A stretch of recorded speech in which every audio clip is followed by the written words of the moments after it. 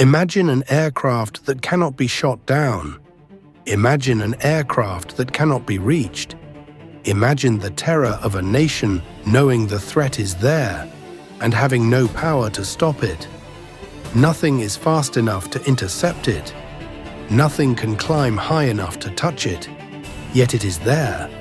The terror is up there, far above. That was the reality faced by the Soviet Union during the most dangerous years of the Cold War. A silent, unstoppable presence in the sky. A weapon that never fired a shot, yet imposed fear every time it appeared on radar. That power had a name: the SR-71 Blackbird, the ultimate nightmare of Soviet air defense.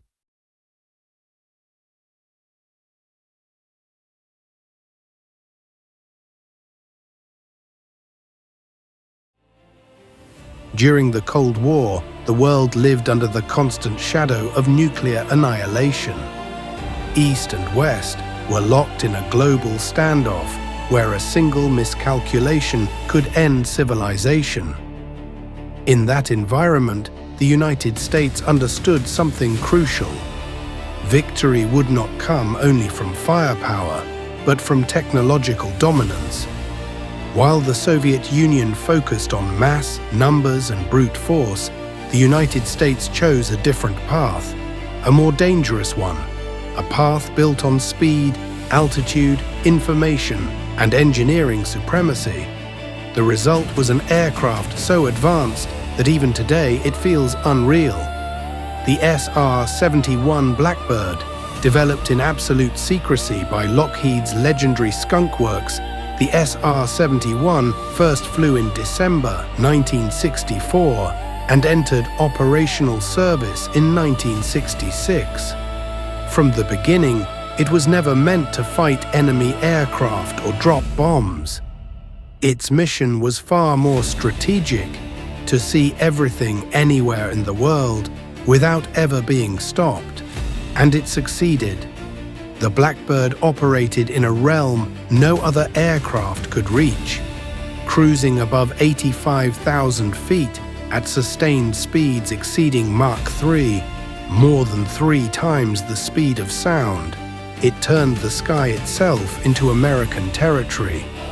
For Soviet radar operators, the SR-71 was a nightmare.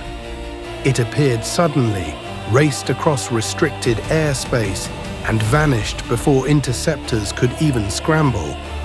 Soviet pilots tried. Missile batteries fired. Air defense systems reacted in panic. None succeeded. Over 4,000 surface-to-air missiles were launched at SR-71s during their operational lifetime.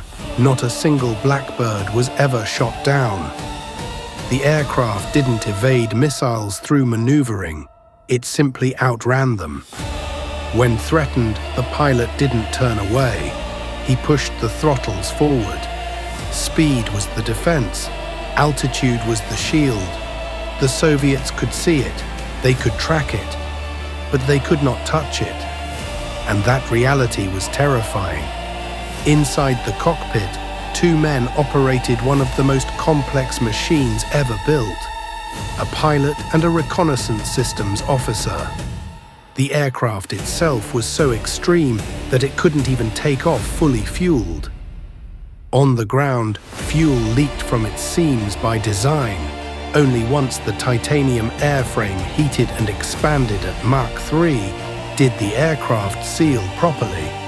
Minutes after takeoff, the Blackbird would refuel in mid-air and accelerate into its true operating envelope, a place where friction alone heated the skin of the aircraft to hundreds of degrees. Its range varied between 3,000 and over 5,000 kilometers, depending on mission profile. During those missions, it collected massive amounts of strategic intelligence: missile sites, air bases, troop movements, radar installations, and nuclear facilities deep inside denied territory. All without firing a single weapon, the SR-71 didn't fight wars. It ended uncertainty. For the Soviet Union, the psychological impact was devastating. They knew American intelligence could see their preparations in real time.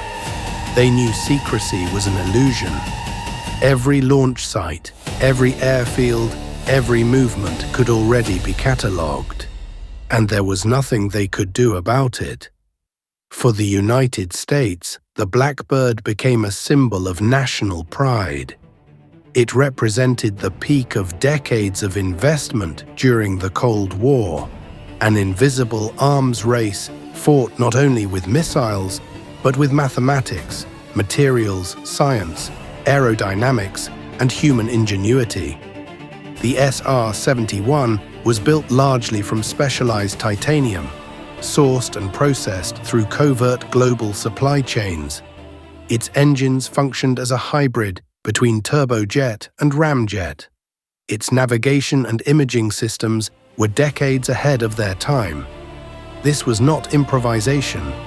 This was American industrial power perfected. Only 32 SR-71 aircraft were ever built. Few, expensive, difficult to maintain, but more than enough to change the balance of global surveillance and deterrence. When the Blackbird flew, it sent a message louder than any bomb. You are being watched, and you cannot stop us. The SR-71 was officially retired by the US Air Force in 1990. Not because it was obsolete, but because the world had changed. Even then, it remained unmatched.